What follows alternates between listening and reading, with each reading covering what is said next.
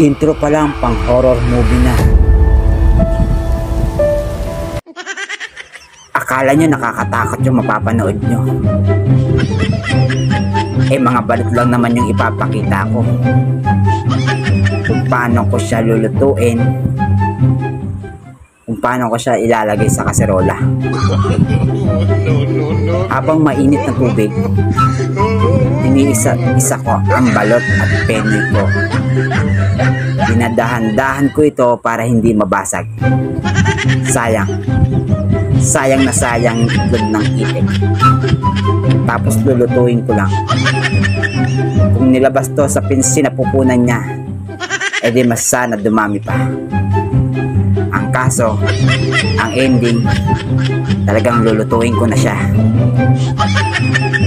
Wala eh. Ganun talaga ang buhay. Minsan pinapanganak ka lang talaga para lutuin ng iba. Chat lang.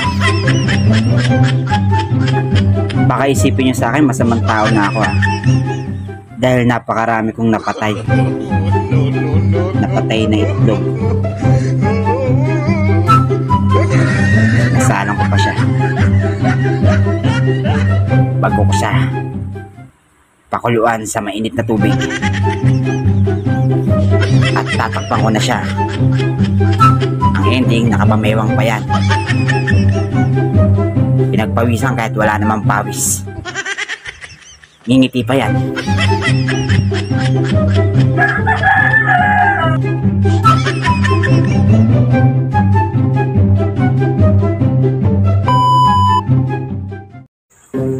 Ayan, nalagay na natin sa bike natin yung may wagang balot natin.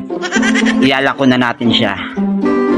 Madilim na ang kapaligiran. Kailangan natin mabilis sang kilos para ma-distribute lahat ng balot penoy natin.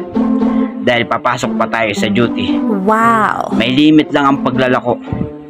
May limit lang ang balot natin. After nyan, maliligo na naman tayo. At papasok na naman tayo sa duty.